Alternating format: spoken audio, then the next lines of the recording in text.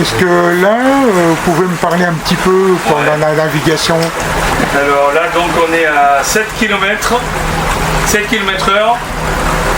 Donc on est en survitesse. Alors parlez-moi un petit peu de votre projet, c'est venu comment? C'était votre métier à l'origine? Ça fait 23 ans que je l'exerce de différentes façons et puis et à force donc ça fait quelques années que je voulais avoir mon bateau et en plus donc c'est un bateau 100% électrique donc ça rejoint ma passion et le respect de l'environnement. Voilà. Donc cette navigation, vous avez prévu 3 points de départ pour en venir? Non, pas 3 points de départ, 3 itinéraires différents, mais le même point de départ. D'accord. Et donc le premier c'est celui qu'on va faire, donc il part à 10h pour venir à 11h30, donc c'est le franchissement de l'écluse de Venette. Le deuxième qui part donc à 14h pour une durée d'une heure, c'est monter donc à l'île de Jean le Noble et on fait le tour de l'île. Et le troisième qui est de 15h30 à 17h, c'est donc on part toujours du même endroit et on va donc sur l'Aisne jusqu'à l'amont de Choisy-au-Bac. On revient, on remonte l'Oise jusqu'à Janville et on redescend. Donc vous êtes sensible à l'écologie, l'énergie Tout à fait, parce que déjà c'est dans l'air du temps et en plus vu le prix du gasoil je suis content d'avoir d'avoir choisi cette option.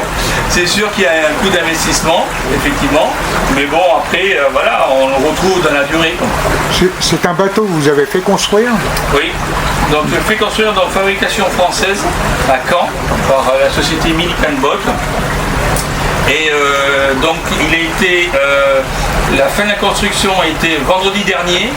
Vendredi dernier on a mis à l'eau aussitôt qu'il a été fini de construire et on a mis tout debout depuis Caen. Je me suis pris 3 maribasses. Donc le ralentissement bien avec mes prévisions, elles ont été mises à sac et puis finalement on est arrivé hier soir donc en partant à 6h du matin parce qu'on ne pouvait pas faire autrement. Le plein d'énergie avec le soleil là. Ouais c'est ça.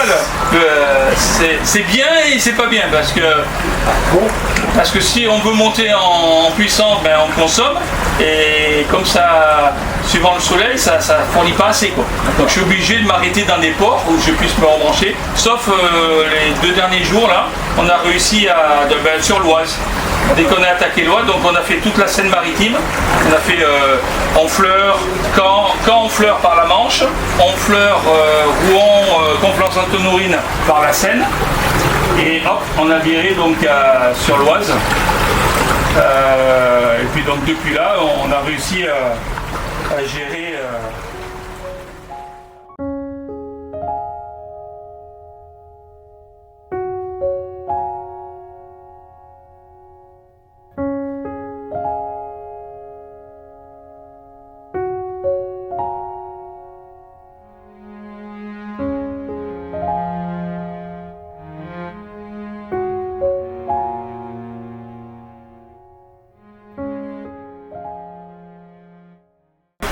Qui sont devant, donc assis, donc sur la terrasse on va dire, assis. Est-ce que ça va ou je vais faire couper?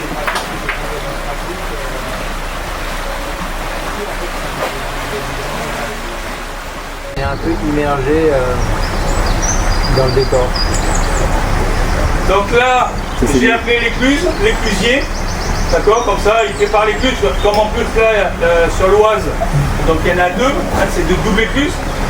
Là, on passe par la petite écluse.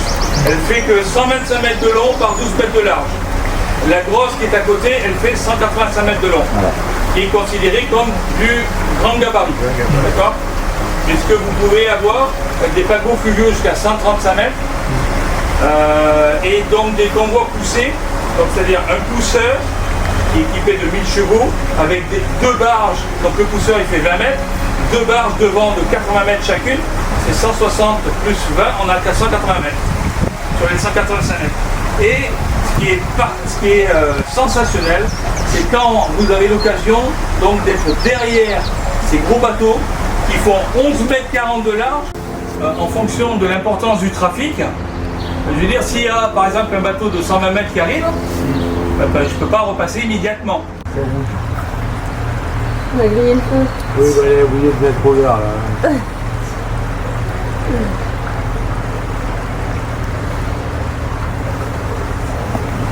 Donc à chaque écluse, il y a un barrage à côté. C'est justement grâce à l'écluse qu'on peut franchir.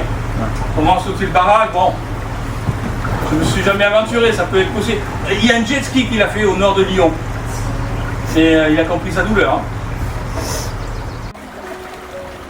Donc personne à l'horizon. Demi-tour. Et ils vont en mer. Et là, c'est vrai que c'est impressionnant. Plus de 10 mètres. Il m'a dit, waouh, il répond bien. J'ai dit, ouais. En plus, j'ai mis la boule des camionneurs, comme ça, moi, c'est plus réactif. Avec l'énergie solaire, le bateau, il a une autonomie de combien de temps? Il a une autonomie de 10 heures, sans rechargement, à 8 nœuds. Sachant que en eau intérieure, on fait du 5 à 6 nœuds. Ah, Un nœud est à 1852 mètres. c'est déjà pas mal. Hein. Ouais, exactement.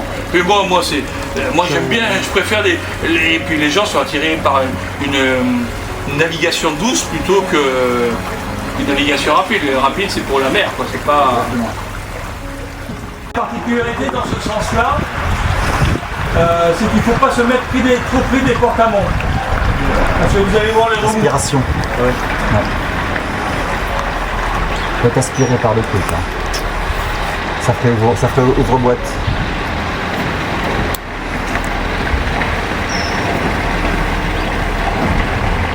Ah, regarde, on est abrité par le même voie là. Oui.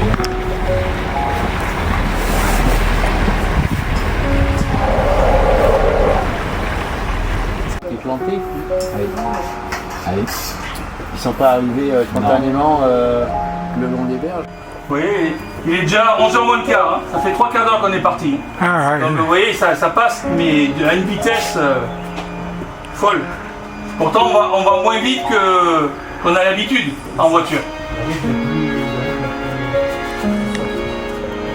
Plus slow, c'est slow tourisme, mais par contre, et le temps il passe 10 fois plus vite. C'est marrant, hein. On va 20 fois moins vite et ça passe 20 fois plus vite. C'est un espace ouais. C'est magique. Ah, le fluvial, c'est magique. C'est magique.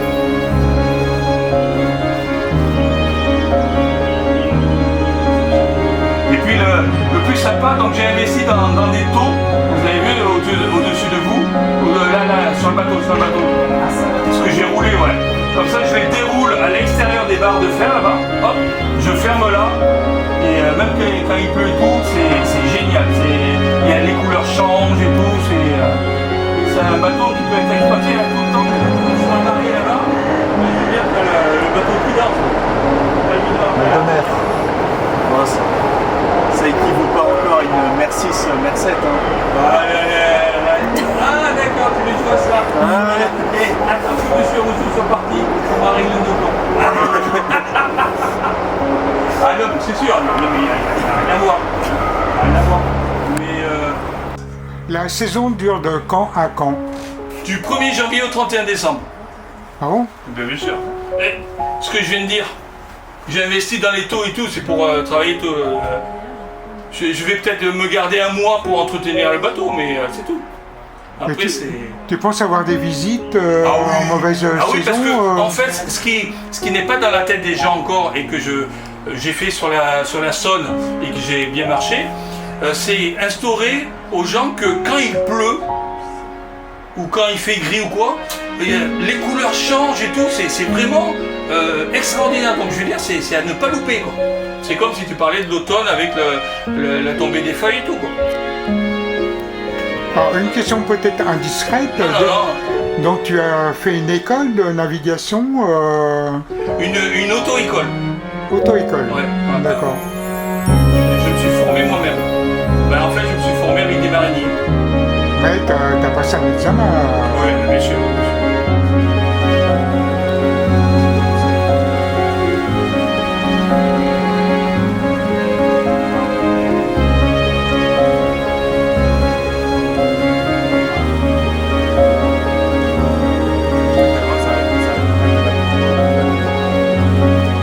Et là, si je vous appelle, donc d'abord je travaille sur la gauche. Et vous voyez derrière, vous avez le pousseur. Parce que la barre n'est pas équipée d'un moteur.